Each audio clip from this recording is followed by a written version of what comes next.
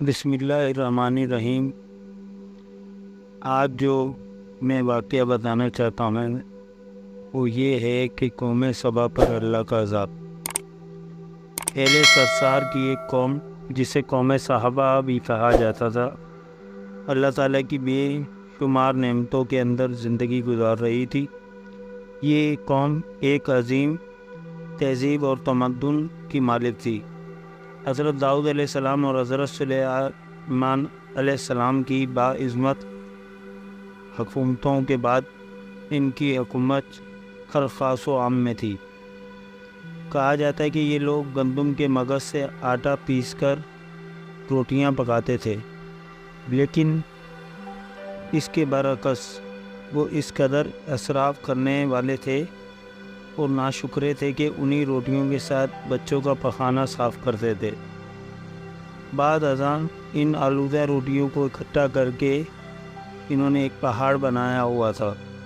پھر ایک صالح شخص کا وہاں سے گزر ہوا، اس نے دیکھا کہ ایک عورت جو کہ روٹی کے ساتھ بچے کے پخانے کے مقام کو صاف کر رہی تھی، اس شخص نے عورت کو کہا، تیرے اوپر بہت افسوس ہے، تجھے خدا سے ڈر نہیں لگتا؟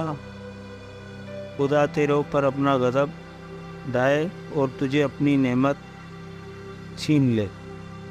اس عورت نے جواب میں مذاق اڑایا اور مغرورانہ انداز میں کہا، جاؤ جاؤ، گویا مجھے بھوک سے ڈرا رہے ہو۔ جب تک یہ سب کچھ ہے مجھے بھوک سے کسی قسم کا کوئی خوف نہیں۔ کوئی زیادہ عرصہ نہیں گزرا تھا کہ اللہ تعالیٰ نے ان لوگوں پر اپنا غضب ڈھایا۔ پانی جو کہ زندگی کی بنیاد تھی ان لوگوں سے چھین لیا، یہاں تک کہ قحط نازل ہوا اور بات یہاں تک پہنچ گئی کہ ان کی ذخیرہ کی ہوئی تمام غذا ختم ہو گئی۔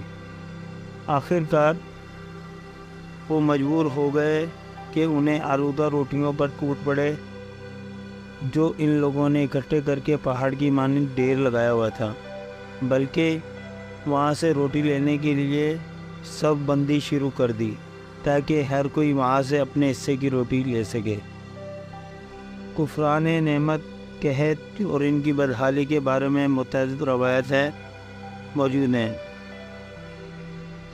سورۃ نحل کی آیت نمبر 112 اور 113 میں یوں ارشاد ہے، اور اللہ نے اس بستی کی بھی مثال بیان کی ہے جو محفوظ اور مطمئن تھی اور اس کا رزق ہر طرف سے باقاعدہ آ رہا تھا، لیکن اس بستی کے رہنے والوں نے اللہ کی نعمتوں کا انکار کیا تو خدا نے انہیں بھوک اور پیاس کا مزہ چکھایا، صرف ان کے ان اعمال کی بنا پر جو کہ وہ انجام دے رہے تھے۔ اور یقیناً ان کے پاس رسول آیا تو ان لوگوں نے ان کو جھٹلایا، تو پھر ان تک عذاب آ پہنچا، یہ ظلم کرنے والے تھے۔ اسی قوم سبا کے بارے میں ایک اور واقعہ بیان ہوتا ہے کہ ان لوگوں نے اپنی زراعت کو بہتر طور پر کاشت کرنے کے لیے پانی ذخیرہ کرنے کی خاطر دو پہاڑوں کے درمیان ایک بہت بڑا بند تعمیر کروایا تھا۔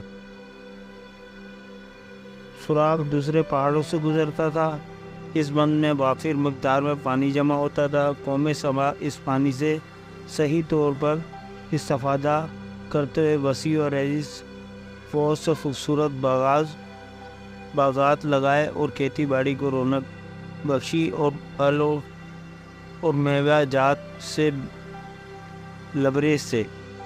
ان باغات کے درختوں کی شاخیں اس قدر پھولوں سے لدی ہوئی ہوتی تھیں کہ کہتے ہیں کہ اگر کوئی شخص سر پر ٹوکری رکھ کر ان کے نیچے سے گزر جاتا تو پھل خود بخود ٹوکری میں گرنا شروع ہو جاتے اور قلیل مدت میں یہ ٹوکری تازہ پھلوں سے بھر جاتی، لیکن نعمتوں کی کثرت نے انہیں شکر کرنے کے بجائے سرمست اور غافل کر دیا اور مغرور بنا دیا، یہاں تک کہ ان کے درمیان بہت بڑا طبقاتی نظام وجود میں آ چکا تھا۔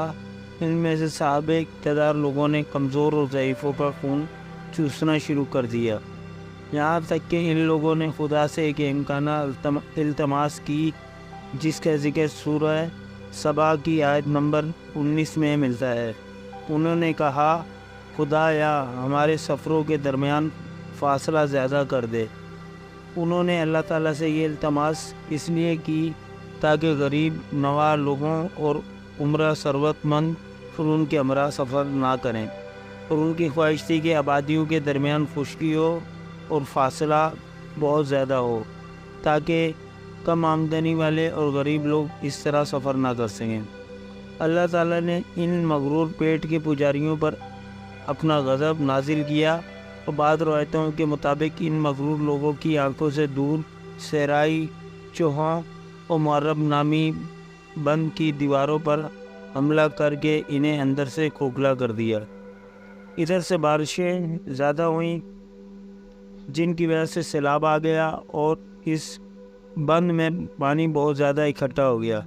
اچانک بند کی دیواریں ٹوٹی اور اس میں سے ایک بہت بڑا سیلاب آیا جس میں تمام دیہات، آبادیاں، مال مویشی، باغات، کھیتیاں اور ان کے محل اور گھر پانی میں غرق ہو کر تباہ و برباد ہو گئے۔ ان باغات اور زراعت میں سے صرف بیری کے درخت اور کچھ جھاڑیاں بچیں۔ خوش اعلان پرندے وہاں سے کوچ کر گئے، جبکہ الوؤں اور کووں نے قوم سبا کی کھنڈرات میں اپنے گھونسلے بنا لیے۔ اس بات کا ذکر سورہ سبا کی آیت نمبر 15 اور 16 میں ملتا ہے، اور آخر میں سورہ سبا کی آیت نمبر 17 میں قرآن مجید میں یہ واقعہ یوں نتیجہ نکلا کہ اللہ تعالیٰ کی نافرمانی کرنے والوں کا یہی حال ہوتا ہے۔ یہ ہم نے ان کی ناشکری کی سزا دی ہے، اور ہم ناشکروں کے علاوہ کسی کو سزا نہیں دیتے۔ جزاک اللہ۔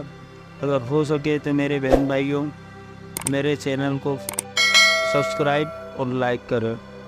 Thank you. آپ کی سپورٹ کی بہت ضرورت۔